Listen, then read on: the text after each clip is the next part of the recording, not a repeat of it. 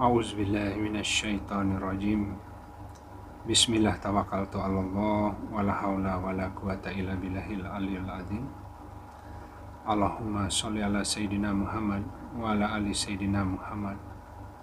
Rabbi shrah li sadri wa yassir li amri wahlul 'uqdatam min lisan yafqahu qawli waj'alni waziran min ahli. Assalamualaikum warahmatullahi wabarakatuh.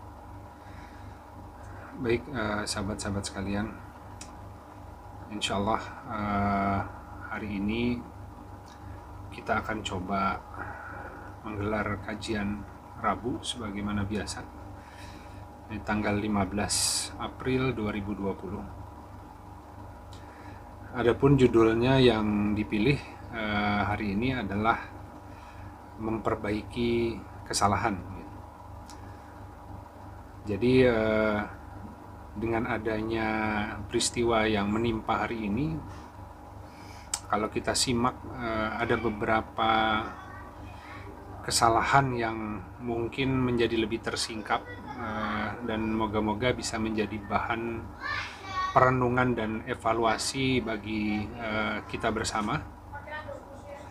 Baik, kita coba lihat di Al-Quran, Quran Surat Al-An'am, Quran Surat 6 ayat 42. A'udzubillahi minasyaitonirrajim. Bismillahirrahmanirrahim. Dan sungguh kami telah mengutus para rasul kepada umat-umat yang sebelum kamu, maka kami siksa mereka dengan kesengsaraan dan kemelaratan agar mereka menundukkan diri. Kemudian di Quran Surat Al-Alaq, Quran Surat 96 ayat 6 sampai ayat 7. Ketahuilah, sesungguhnya manusia benar-benar melampaui batas karena dia melihat dirinya serba cukup. Dan selanjutnya di Quran Surat Ar-Rum, Quran Surat 30 ayat 41. Telah tampak kerusakan di darat dan di laut disebabkan karena perbuatan tangan-tangan manusia, agar dia, Allah, merasakan kepada mereka sebagian dari yang mereka perbuat, agar mereka kembali. Jadi sahabat-sahabat, sebagaimana yang dijelaskan di dalam Al-Quran, karena manusia itu merasa bahwa dia cukup dengan dirinya sendiri, tidak butuh Allah, barangkali begitu, sehingga mempunyai kecenderungan untuk melakukan hal-hal yang melebihi batas. Sementara batas yang jelas itu sudah Allah berikan di dalam Al-Quran gitu. Jadi memang di sana dijelaskan asal usul kenapa manusia ada, kemudian untuk apa tujuan dia dicipta di dunia, dan kemudian nanti akan ada proses pertanggungjawaban ketika semua manusia kembali kepadanya gitu melalui kematian. Jadi kalau kita lihat hari ini dengan adanya virus, ya, wabah virus, tentu pola manusia itu ketika ingin dikoreksi butuh kejadian yang cukup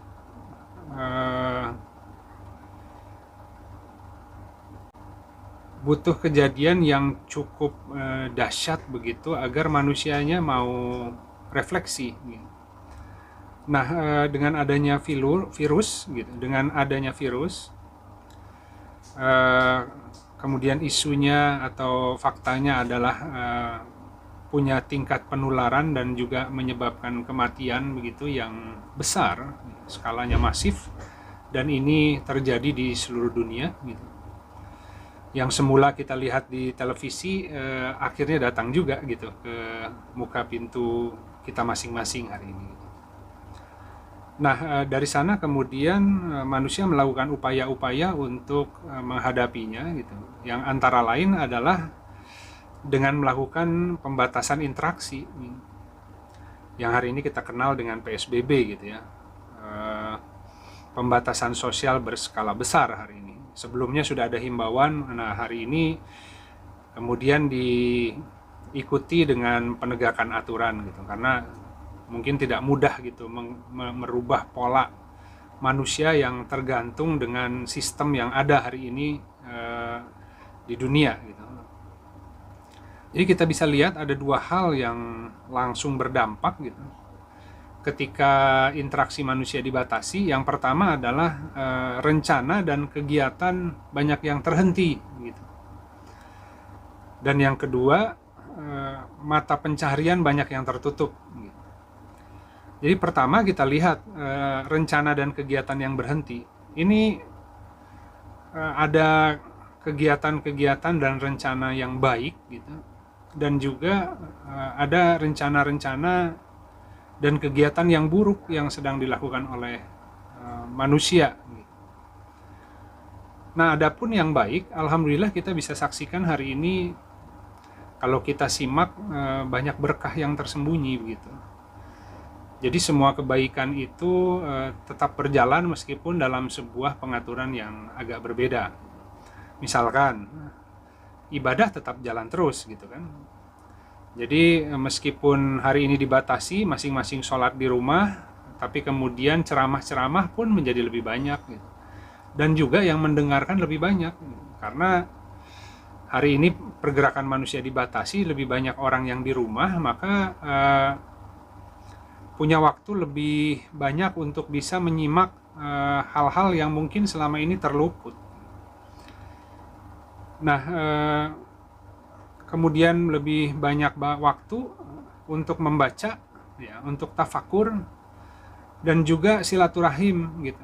Jadi silaturahim tetap jalan. Yang selama ini kita lakukan offline, hari ini kita pindah ke saluran online gitu. Rasanya banyak pertemuan, diskusi ya, yang tetap bisa berjalan, bahkan lebih efektif dengan menggunakan teknologi gitu. Nah, itulah berkah dari teknologi sebenarnya gitu. Nah, kemudian sedekah. Kita lihat juga sedekah terus berjalan gitu, bahkan lebih masif. Jadi dengan adanya kondisi hari ini, gerakan sosial ya, tolong menolong itu semakin gencar dilakukannya. Alhamdulillah kita bisa menyaksikan banyak kebaikan gitu.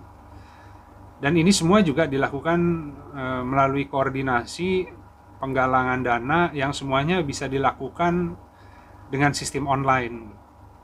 Tentu ada beberapa saudara kita yang memang turun ke lapangan, yang mendistribusi bantuan-bantuan itu, bahkan tenaga medis yang juga melayani secara langsung pasien-pasien, orang-orang yang sakit yang ada di rumah sakit. Tapi untuk sebagian yang lain itu dibuka peluang pintu sedekah yang besar ya, baik itu melalui tadi ya harta ya, ataupun support pemikiran dan lain sebagainya. Nah, tapi selain tadi kita lihat bahwa banyak hal baik yang terus berjalan gitu, kita juga melihat banyak keburukan yang alhamdulillah hari ini agak tererem gitu, terkurangi. Jadi makar dan pengerusakan bumi karena manusianya semua dirumahkan sesaat terhenti begitu. Kita bisa saksikan udara lebih cerah ya, mungkin alam bisa bernafas. Banyak investasi dan kegiatan proyek-proyek yang berskala besar terhenti gitu. Memang ini menjadi bahan evaluasi begitu, bahwa apakah dengan proyek-proyek skala besar dan investasi tadi dalam jangka panjang itu lebih banyak mendatangkan manfaat ataukah mendatangkan kesulitan gitu, khususnya bagi seluruh masyarakat ya, tidak hanya dilihat dari kelas-kelas masyarakat tertentu saja. Jadi sistem yang ada dengan masuknya kapital investasi yang besar-besaran itu secara tidak langsung banyak memutus mata rantai penghidupan. Ya tentu dengan pola-pola akuisisi, ya, pengambil alihan aset, ya sehingga banyak masyarakat yang hari ini statusnya hanya sekedar sebagai alat produksi gitu, sebagai buruh yang kemudian bekerja dengan menggunakan tenaganya. Jadi dia tidak lagi mempunyai aset ataupun alat untuk produksinya sendiri, tapi dia menjadi alat produksi itu gitu. Dan tentu kita banyak melihat ketimpangan di sana. Gitu. Kemudian kegiatan produksi yang masif yang ditopang dengan kemampuan permodalan yang besar pun mendorong manusia untuk mengeksploitasi bumi dengan cara yang kurang bijak begitu barangkali ya. Jadi kita banyak lihat pengerusakan, kemudian banyak pula memotong sumber-sumber penghidupan dasar yang seharusnya itu milik bersama. Banyak terjadi pencemaran gitu, baik di sumber mata air, di tanah, lingkungan dan lain sebagainya, yang akhirnya itu dalam jangka panjang membahayakan bagi generasi manusia yang hari ini maupun yang akan datang. Jadi alhamdulillah tadi ada hal-hal baik yang tetap berjalan, kemudian dalam skala masif banyak keburukan yang mungkin tidak disadari ataupun disadari itu sedikit tererem gitu. Nah kita bisa melihat tadi kalau pertama itu dari berbagai rencana dan kegiatan terhenti dengan adanya wabah virus ini, kemudian kita juga bisa melihat banyak mata pencaharian yang tertutup gitu. Nah ini pun menjadi bahan tafakur gitu, sebagai bahan analisa dan perbaikan ke depan, khususnya bagi setiap orang untuk mulai memetakan kembali tentang mata pencarian atau nafkah terbaik yang bisa dia bangun begitu dalam rangka untuk memenuhi kebutuhan keluarganya. Gitu. Jadi kita bisa lihat yang pertama ada 3 jenis gitu. Yang pertama ada bidang-bidang sektor-sektor yang langsung tutup gitu. Nah ini jelas di awal-awal ketika ada wabah gitu, yang paling terdampak adalah pariwisata gitu. Dan semua turunannya ya. Jadi mau itu perhotelan, mau itu tadi tours, travel dan lain sebagainya itu otomatis langsung terhenti gitu. Nah, kita bisa melihat bagaimana volatile, bagaimana rapuhnya gitu. Industri yang sebelumnya itu sangat diagung-agungkan, besar dan barangkali menjadi sebuah sumber nafkah yang sangat luas gitu bagi masyarakat banyak, hanya dengan virus tiba-tiba mati. Berapa banyak investasi yang ada di industri itu? Berapa banyak kemudian tenaga kerja yang diserap di industri itu. Tapi juga tidak bisa dipungkiri bahwa banyak pula hal-hal berlebihan yang dilakukan oleh manusia melalui industri itu. Gitu. Jadi mungkin maksiat banyak terjadi, pengerusakan banyak terjadi karena pola sirkulasi manusia yang digerakkan oleh pariwisata. Alih-alih itu kemudian menebarkan penghidupan, bisa jadi tanpa kita sadari jika tidak dikelola dengan baik itu banyak merusak, mau merusak alam, mau merusak kultur ya. Jadi itu menjadi bahan perenungan tentunya buat kita. Kemudian hari ini ada yang statusnya sedang terancam gitu. Jadi belum tahu apakah ini akan bangkit lagi atau tidak. Kita lihat beberapa perkantoran dan juga perdagangan, kegiatan perdagangan banyak yang secara bertahap kemudian tutup. Gitu. Ada yang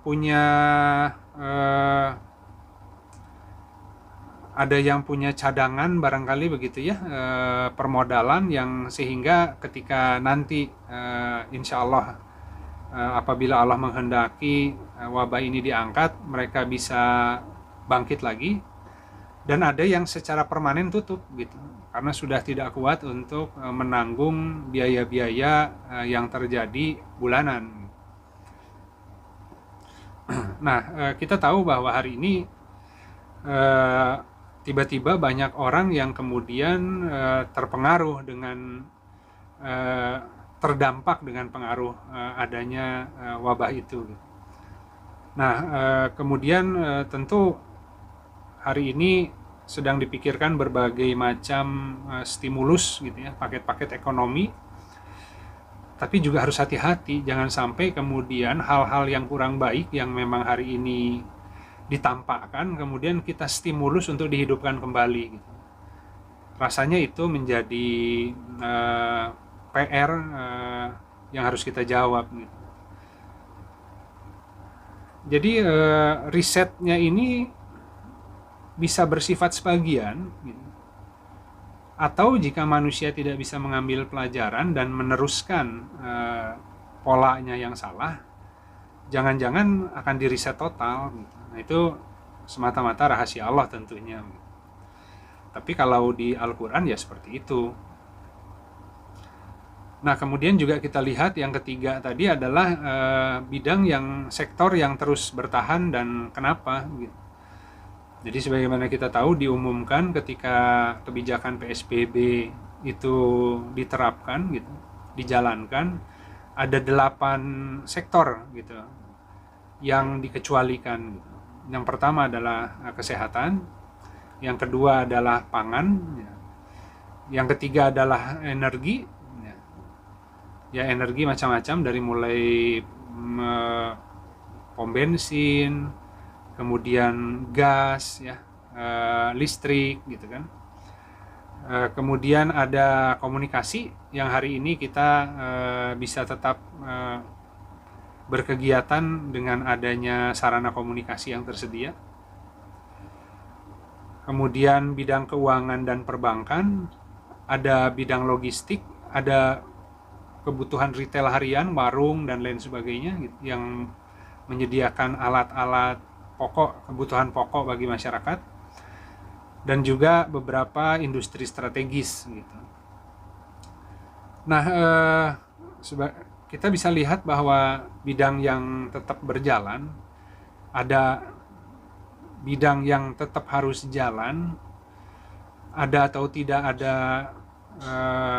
musibah, itu adalah bidang-bidang yang menjadi kebutuhan dasar gitu, dan berpengaruh kepada hajat kehidupan orang banyak. Jadi tentu hal-hal yang primer yang memang menjadi kebutuhan itu yang sampai hari ini masih bisa berjalan, dan insya Allah ke depan pun pasti akan tetap dibutuhkan. Jadi kita bisa melihat tadi dari beberapa jenis industri atau mata pencaharian bagi manusia, kita mulai bisa melihat mana bidang-bidang yang kemudian punya daya tahan yang kecil begitu, sehingga kita bisa mulai memetakan ke depan sebagai sumber penghidupan gitu. Bumi ini rusak ya karena pola muamalahnya manusia gitu, sahabat-sahabat. Kita lihat ayatnya di Quran surat Al-Maidah, Quran surat 5 ayat 32. Oleh karena itu kami tetapkan suatu hukum bagi Bani Israel, bahwasanya barang siapa yang membunuh seseorang bukan karena membunuh orang lain atau karena membuat kerusakan di muka bumi, maka seakan-akan ia membunuh manusia seluruhnya. Dan barang siapa yang menghidupkannya, maka seakan-akan ia menghidupkan manusia seluruhnya. Dan sungguh telah datang kepada mereka rasul-rasul kami dengan membawa keterangan-keterangan yang nyata. Kemudian banyak di antara mereka setelah itu melampaui batas di muka bumi. Jadi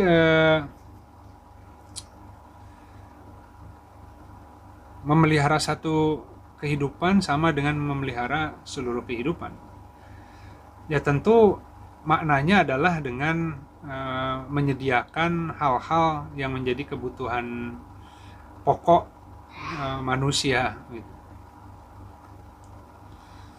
Nah, kita bisa lihat sahabat-sahabat di ayat berikutnya, Quran surat Al-A'raf, Quran surat 7 ayat 96. Dan sekiranya penduduk negeri beriman dan bertakwa, pasti kami akan bukakan atas mereka keberkahan dari langit dan bumi. Akan tetapi mereka mendustakan peringatan kami.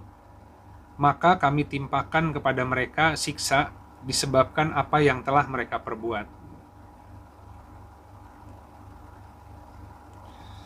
Jadi sahabat-sahabat, tadi kita coba lihat bahwa dampak langsung yang dirasakan pada bidang ekonomi, tentu ini banyak yang mengalami, kalau tidak semua begitu. Pertama, kemampuan belanja pokok terancam gitu. Jadi banyak orang yang tiba-tiba mendadak menjadi fakir dan miskin. Yang kedua, hutang-hutang menumpuk. Ya, mendadak terlilit hutang gitu. Jadi barangkali sebelum wabah ini hadir pun kita banyak memaksakan diri.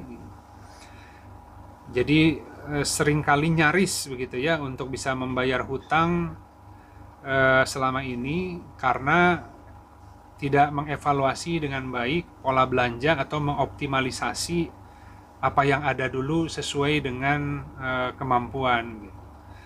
Nah, kita selalu berpikir bahwa dengan adanya penghasilan, dengan adanya gaji, ketika kita berhutang kita pasti bisa bayar. Nah, atau ketika kita barangkali dikeluarkan atau berhenti dari sebuah pekerjaan, dengan mudah kita bisa mencari pekerjaan yang lain gitu. Nah, hari ini kita semua bisa melihat gitu, orang yang kemudian terdampak dari kondisi virus yang ada sekarang, di PHK dari perusahaan, kemudian mau cari kerja di mana gitu, ketika semua industri sedang Allah uji gitu. Nah, kemudian ketiga, kemampuan bertahan hidup di kota habis gitu. Jadi banyak orang yang hari ini kemudian memilih kembali pulang ke kampung halaman. Nah, sebenarnya ini adalah berkah besar, sahabat-sahabat. Gitu. Jadi ketika kita kembali ke kampung halaman masing-masing, gitu, sebenarnya apa yang kita cari ke kota pada awalnya pun begitu. Seharusnya setiap orang mampu membuka rezeki di bawah telapak kakinya. Jadi pemerataan pembangunan itu tidak melulu kita mengandalkan pemerintah, tapi tentu kita, jika saja setiap orang mensyukuri gitu apa-apa yang Allah berikan kepada dirinya masing-masing, dimanapun bumi dipijak manusia mampu memakmurkan gitu. Tapi ada sebuah persepsi pandangan bahwa di kota itu lebih mudah untuk mencari nafkah gitu. Sebenarnya tidak juga gitu. Ya karena banyak manusia yang berkumpul dari mana-mana, maka kegiatan muamalah menjadi kencang gitu. Tapi ketika kondisinya dihalangi seperti sekarang, ternyata sama saja gitu. Nah, banyak orang yang kemudian pindah ke kota dan hidup di dalam kemiskinan, siang hari banting tulang mencari peruntungan begitu. Sementara desa-desanya ditinggalkan dan tidak terbangun gitu. Jadi tentu kewajiban manusia semua adalah memakmurkan bumi dimanapun dia ditaruh. Nah, ini butuh kita evaluasi pola dan sistem penghidupan. Nah, kemudian kedua, dengan adanya kondisi hari ini pun beberapa dampak langsung yang kita bisa lihat dari bidang ekonomi. Juga kita bisa melihat banyak kebodohan yang ditampakkan begitu ya. Betapa manusia itu kemudian sangat miskin ilmu, miskin pengetahuan tentang kehidupan. Pandai mungkin di dalam ilmu-ilmu praktis mencari uang gitu, tapi tidak banyak yang tahu tentang apa itu kehidupan. Nah, kita lihat di Al-Quran, surat Al-An'am, Quran surat 6 ayat 43. Maka mengapa ketika datang kepada mereka siksa kami, mereka tidak menundukkan diri, gitu, tidak menundukkan hati. Bahkan menjadi semakin keras hati mereka, dan syaitan pun menampakkan bagus kepada mereka apa-apa keburukan yang sedang mereka kerjakan. Jadi jangan sampai kondisi yang menimpa hari ini kemudian disikapi dengan sebuah mindset bahwa kita berhenti dulu sementara, pulang ke desa dulu sementara, gitu ya, mengurangi belanja-belanja dulu sementara, hingga selesai kemudian kita kembali kepada pola yang lama, gitu. Seharusnya ini menjadi evaluasi besar, gitu ya, ketika Allah izinkan riset ini terjadi, gitu ya. Ini menjadi sebuah titik balik untuk kemudian manusia mulai memetakan atau tadi melihat pola-pola apa yang harus dia perbaiki, gitu. Apakah setelah ini berlalu kita masih akan tetap kembali kepada pola lama, menggantungkan semata-mata kepada pekerjaan dan profesi yang ada hari ini yang kita tahu itu rentan, ataukah ada rezeki yang lebih baik yang Allah sediakan, hanya kita kurang menggali, begitu. Nah, jadi kita lihat bahwa alih-alih kemudian manusia banyak tafakur, tapi yang terjadi adalah kebodohan yang ditampakkan. Ini karena kurangnya ilmu tadi, pengetahuan. Jadi dari sisi politik dan kecurangan, gitu ya, masih banyak orang yang mencari kesempatan di dalam kesempitan, gitu. Kita lihat banyak sekali kasus-kasus pencitraan yang terjadi di tengah musibah, gitu. Bukan semua hal itu pencitraan, tapi tentu masyarakat pun tidak bodoh ya untuk melihat pihak-pihak tertentu yang kemudian di dalam situasi ini berusaha untuk mengangkat citra dirinya mungkin untuk tujuan-tujuan tertentu, gitu. Kemudian ada kasus-kasus penimbunan dan penipuan, gitu. Itu marak banyak terjadi, gitu. Apapun ya, dari mulai pengadaan tadi masker, sanitizer, tidak semuanya itu barang yang bagus, gitu. Maka karena ada kesempatan, maka manusia itu membuat banyak produk-produk yang jangan-jangan tidak sesuai dengan spesifikasi, gitu kan. Nah, kemudian kasus kejahatan meningkat, gitu. Mulai banyak pembegalan, perampokan, gitu kan. Nah, ini kesempatan di dalam kesulitan, gitu. Karena kondisi seperti ini, maka itu pun menginspirasi beberapa orang untuk melakukan sebuah manuver, gitu ya, yang sifatnya itu buruk sebenarnya. Jadi ketika sifat oportunisnya keluar, gitu. Kemudian kita masih banyak melihat kasus saling menyerang dan saling menyalahkan. Ya termasuk tadi ya, kejadian menutup pemakaman, itu kan ketakutan yang kurang beralasan, gitu. Jadi inilah beberapa kebodohan yang ditampakkan ya, ketika ada yang meninggal kemudian akan dimakamkan menggunakan protokol yang sesuai. Masyarakat kemudian diprovokasi, takut, gitu, untuk tertular, begitu, sehingga memblok banyak akses pemakaman. Tapi kegiatan untuk diam di rumah pun tidak dilakukan, masih tetap nongkrong, masih tetap tidak tahan barangkali ya untuk berkegiatan di rumah, maka masih banyak menyelenggarakan kegiatan di luar yang tidak penting-penting gitu. Sementara itu justru resiko untuk penyebarannya lebih luas, lebih mudah gitu. Jadi kontradiktif gitu. Kemudian juga tadi ketika ada yang mungkin khilaf, melakukan kesalahan dalam kepanikan karena kebodohan, menolak pemakaman barangkali, tiba-tiba karena masyarakat pun gerah melihat ulah itu, masyarakat pun tolong menolong di dalam permusuhan dan dosa, menyerang gitu ya orang yang tadi khilaf melebihi batas gitu ya, sampai diviralkan, diancam, kemudian dimatikan nama atau kehidupan keluarganya dan masyarakat yang barangkali ketika itu menolak gitu. Jadi masyarakat yang seharusnya saling memaafkan, toleransi ya, tentu semua kesalahan itu yang namanya manusia ya, pasti aja ada kesalahan gitu. Tapi dalam masa seperti ini seharusnya kita sangat berlapang gitu. Jadi ini semua terjadi karena kebodohan saja gitu. Ya baik yang tadi ketakutan berlebihan ataupun kemudian yang menyerang dengan yang berlebihan begitu. Nah, jadi manusia ketika hari ini banyak yang tidak bisa berpikir panjang gitu.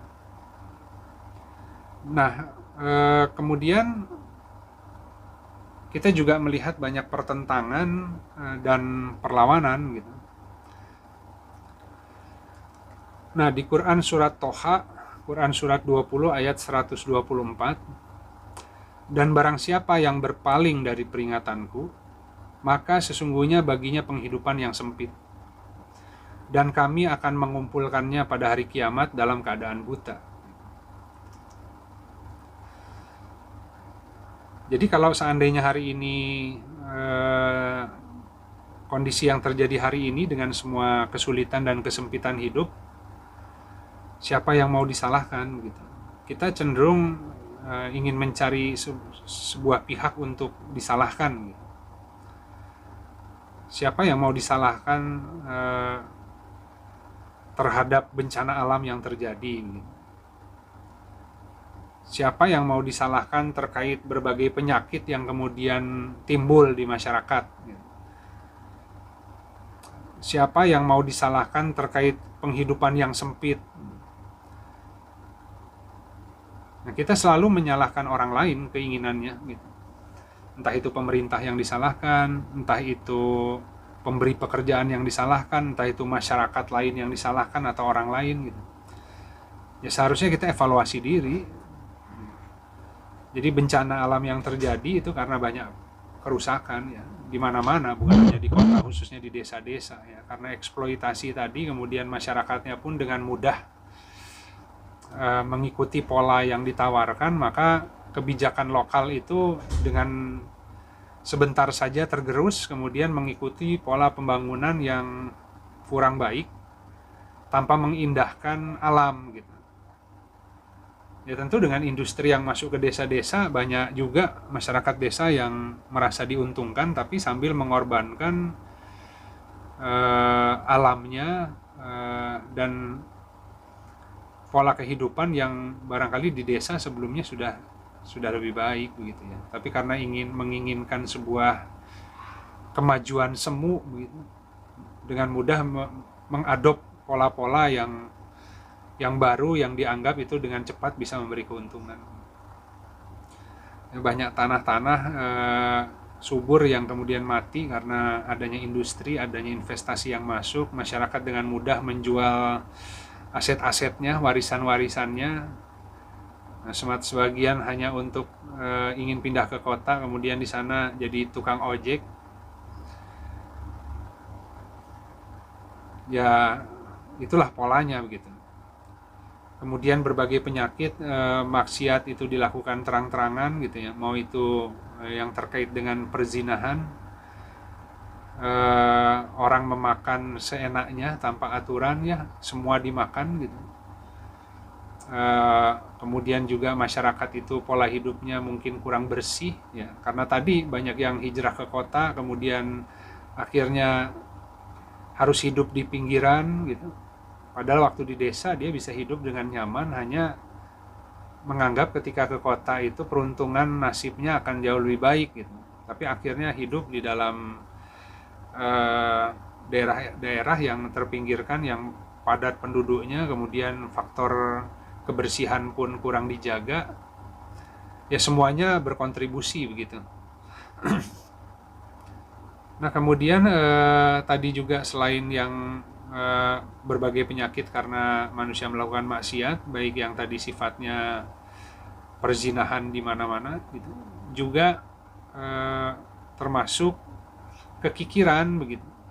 Jadi yang disebut fahsya itu ada yang sifatnya perzinahan secara fisik gitu, manusia melakukan maksiat, dan juga sama juga melakukan kegiatan yang tidak terpuji gitu, yaitu tadi menahan, kikir, egois gitu, sehingga iri dengki timbul, kesenjangan sosial timbul, manusia tidak lagi saling sayang menyayangi, saling tolong menolong gitu. Jadi banyak strata sosial di masyarakat, kelas-kelas gitu. Satu dan lain saling mempekerjakan, tapi dengan penekanan-penekanan, karena masyarakat banyak yang butuh pekerjaan, sementara yang memberi pekerjaan bisa seenaknya begitu, dan lain sebagainya. Jadi tadi penghidupan sempit pun karena manusia mempertuhankan materi gitu. Ya terkadang keinginan kita untuk pindah ke sebuah tempat yang menurut kita bisa memberikan peruntungan lebih baik, alih-alih kemudian membuat kita menjadi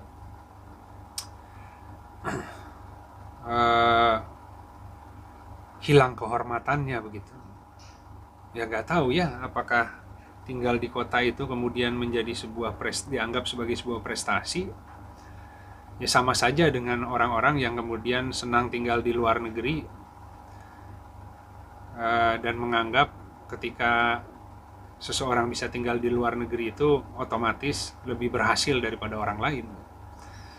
Wallahu alam, bahwa di sana kemudian dia menjadi buruh kasar, menjadi waiter, menjadi pelayan di restoran-restoran ya.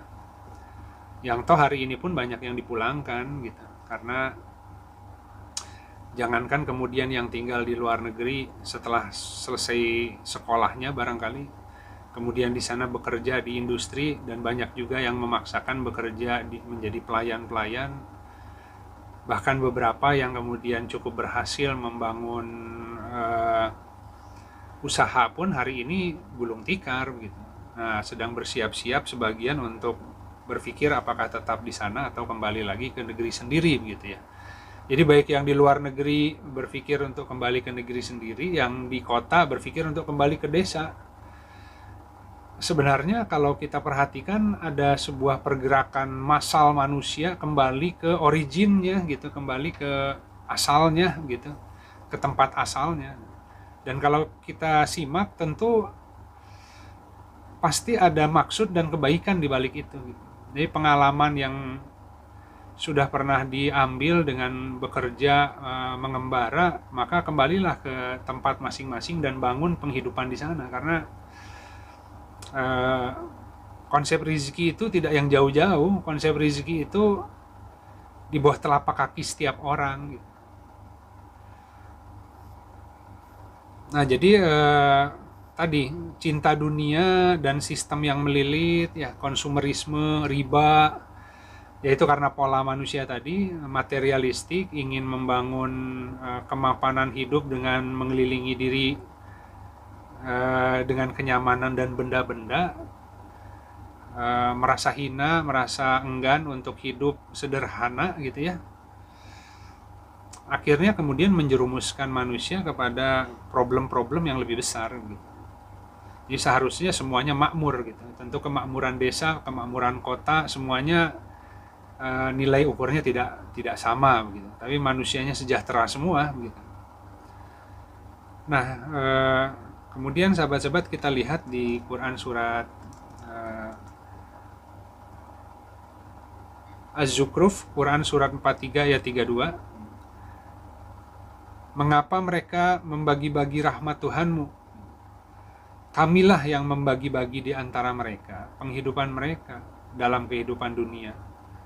Dan kami tinggikan sebagian mereka di atas sebagian yang lain di dalam derajat atau tingkatan-tingkatan, agar dapat mengambil sebagian mereka atas sebagian yang lain manfaat atau pekerjaan. Dan rahmat Tuhanmu lebih baik dari apa yang mereka kumpulkan. Jadi sahabat-sahabat, setiap orang itu Allah sudah sebar rahmat begitu dengan tingkatannya masing-masing. Satu dan lain tidak ada yang lebih baik sebenarnya gitu.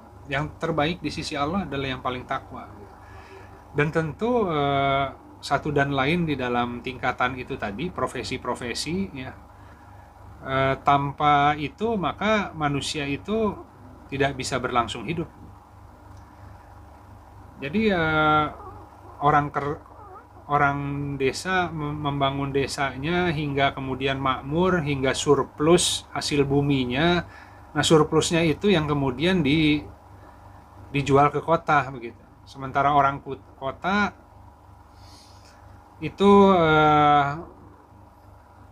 melakukan banyak terobosan-terobosan di dalam industri-industri yang terkait dengan mungkin telekomunikasi ya, dengan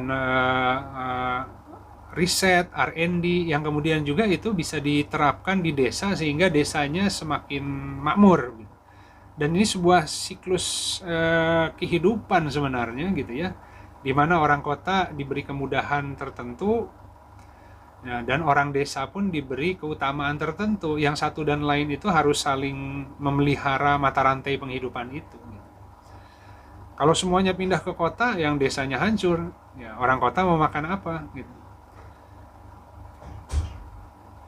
Jadi, nah mata rantai penghidupan itu yang seharusnya dijaga. Gitu. Nah dengan sistem dan pola yang terjadi hari ini, dengan kita mempertuhankan investasi, permodalan, proyek skala besar yang tanpa disadari kemudian banyak memapas, memotong, membunuh bahkan mata rantai penghidupan yang sebenarnya satu dan lain itu tidak bisa hidup tanpa yang lainnya. Nah jadi kita punya tanggung jawab terhadap masing-masing punya tanggung jawab. Gitu ya. Nah kuncinya adalah tadi zuhud terhadap dunia dan terhadap manusia. Ini tugasnya manusia ya dalam skala perorangan adalah zuhud terhadap dunia dan manusia. Ya, karena cinta dunia maka dia mengejar angan-angan kosong sehingga meninggalkan sumber daya rizki terbaik yang mungkin Allah telah sediakan, kemudian dia mencari ke tempat lain, berdesak-desakan, berebut-rebutan dengan banyak orang ya. Dan akhirnya belum tentu tercapai.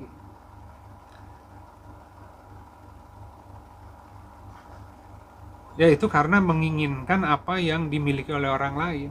Ya masing-masing alokasi dengan kenikmatannya sendiri-sendiri. Jadi tugasnya adalah setiap orang membangun kapasitas ya, dan menjadi bermanfaat bagi orang lain. Kita tidak bergantung kepada pemberi pekerjaan, kita ngemis-ngemis pekerjaan, kalau enggak saya nggak bisa makan, gitu kan. Justru harus banyak bermohon pada Allah agar bisa mengalir inspirasinya, kemudian bisa bersyukur, bisa melihat apa-apa kemampuan yang Allah beri dan bahan baku apa yang Allah sediakan di sekitar kita. Nah, ketika kita punya kebutuhan ya mendasar yang orang lain pun juga sama, nah itu kita jadikan sebuah dasar untuk membangun produk gitu. Nah kemudian kalaupun tadi berinteraksi dengan orang lain itu dalam rangka silaturahmi, karena silaturahmi itu kan memperpanjang usia, umur. Jadi umur yang diperpanjang adalah urusan maksudnya. Ketika seseorang melakukan sesuatu sendirian, urusan yang bisa dia lakukan hanya satu. Tapi ketika dia banyak bersilaturahmi dengan orang lain, maka di situ akan banyak gagasan ide yang satu lain saling berserikat untuk menjadikan ide-ide itu semua, kemudian kita bagi organisasi pengelolaannya seperti apa gitu ya. Saya kebetulan bekerja, punya gaji yang bagus, tapi ada tetangga saya punya keahlian jahit, nggak punya modal. Nah, saya sisihkan sebagian modal saya, kita patungan yuk bikin usaha konveksi begitu. Nah, karena barangkali masyarakat di sini butuh. Kemudian ada juga yang tadi bisa masak, memproduksi makanan-makanan yang sehat. Nah, saya juga join dengan dia ya, melalui permodalan tadi karena dilebihkannya dalam hal modal karena punya pekerjaan yang baik. Maka 3 orang itu bisa punya 3 produk gitu ya, punya produk-produk yang kemudian satu dan lainnya itu terhubung gitu. Jadi bayangkan kalau seandainya silaturahmi itu dilakukan dengan benar ya, maksudnya bukan dengan networking dan memaksa orang agar ikut, tapi dalam rangka untuk saling memberi manfaat. Berapa banyak akan terbuka rizki gitu melalui sistem penataan penghidupan dan kerjasama gitu. Nah, adapun itu yang bisa dilakukan oleh orang per orang gitu. Jadi jangan hanya sekedar menuntut bahwa kita menunggu negara, pemerintah untuk bisa memberikan kesempatan bagi masyarakat untuk membangun dirinya. Seharusnya dengan organisasi sosial, tetangga, saudara yang kita punya, kita sudah mampu mandiri untuk membangun. Ya tentu ada pun tanggung jawab pemerintah lebih luas ya dalam dengan memberikan kebijakan dan aturan. Jadi tadi baik itu kebijakan dengan luar negeri ya itu kan saling bertetangga. Nah, Allah menciptakan satu dan lain itu bersuku-suku, berbangsa-bangsa agar satu dan lainnya saling mengenal. Nah di situ kadang-kadang memang karena pengetahuan yang kurang, satu dan lain itu serba ketakutan dan ingin menguasai negara yang lain begitu. Padahal sebenarnya tidak akan habis sumber daya yang ada jika dikelola secara baik ya, secara secukupnya untuk memakmurkan seluruh masyarakat yang ada di bumi. Cuman masalahnya terjadi eksploitasi besar-besaran sehingga banyak orang yang sudah punyanya banyak masih ingin tambahan dan takut habis sehingga sehingga tidak memikirkan orang lain gitu, hidupnya ya masing-masing saja gitu. Kemudian sementara kebijakan di dalam negeri sendiri tentu sistem penghidupan yang adil tadi yang harus kita bangun. Jadi sahabat-sahabat sesungguhnya situasi yang terjadi hari ini menuntut kita untuk mulai lebih bertanggung jawab terhadap pilihan hidup ya, terhadap upaya yang bisa kita lakukan dengan bergantung kepada Allah dan bersyukur atas nikmat yang telah Allah berikan. Ya semoga itu membuka sebuah jalan baru yang lebih berkah, lebih baik bagi setiap orang. Jadi sebagai penutup ada hadis gitu sahabat-sahabat.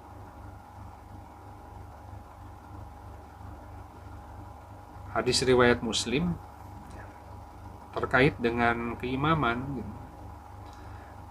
Nabi Shallallahu Alaihi Wasallam bersabda, ketahuilah bahwa setiap kalian adalah pemimpin dan setiap kalian bertanggung jawab terhadap apa yang dipimpinnya. Seorang pemimpin yang memimpin manusia akan bertanggung jawab atas rakyatnya.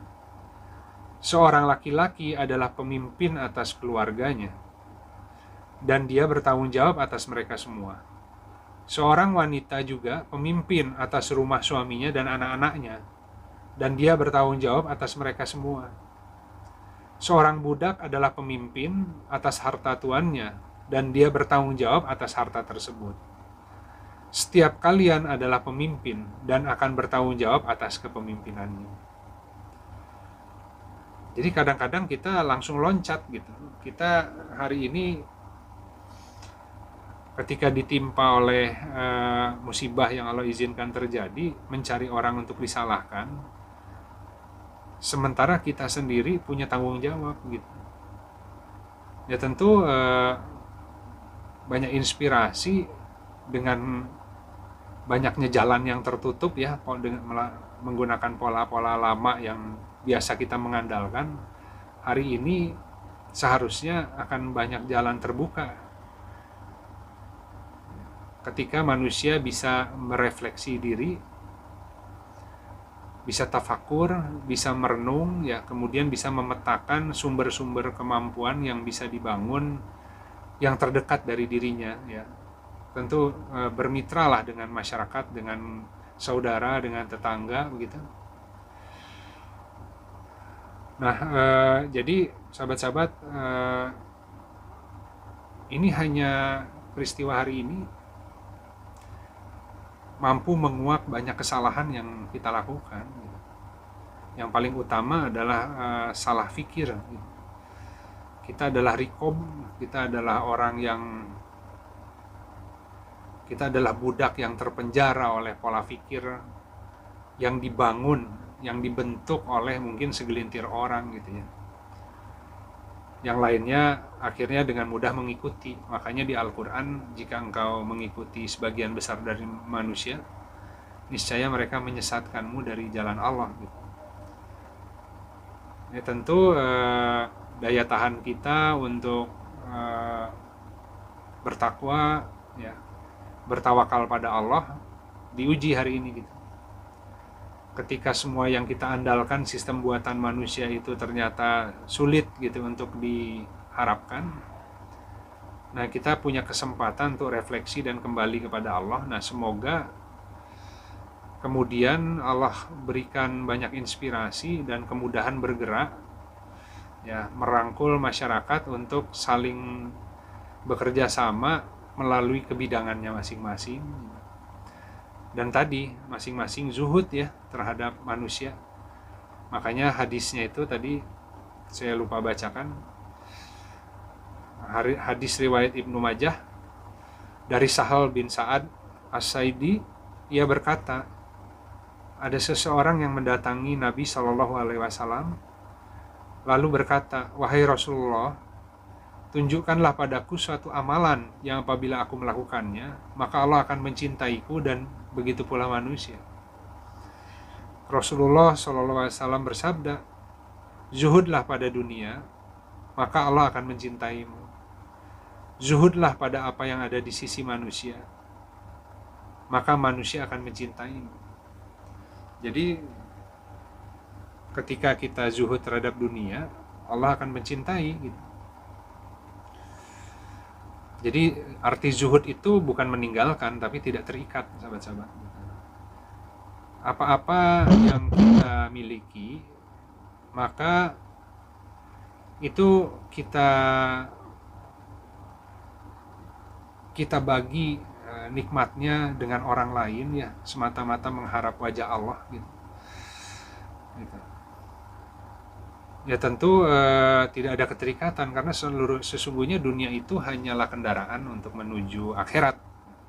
Semua yang Allah berikan kita, dimampukan kita menguasainya, itu adalah amanah yang akan dipertanggungjawabkan. Dan ketika hari ini semua yang diberikan atas izin Allah itu kita gunakan dengan sebaik-baiknya sesuai dengan ketentuan Al-Quran, tentu Allah akan mencintai, dan hasilnya akan berbalik, banyak kenikmatan bagi orang itu, karena berkahnya bagi manusia lain akan timbul kasih sayang.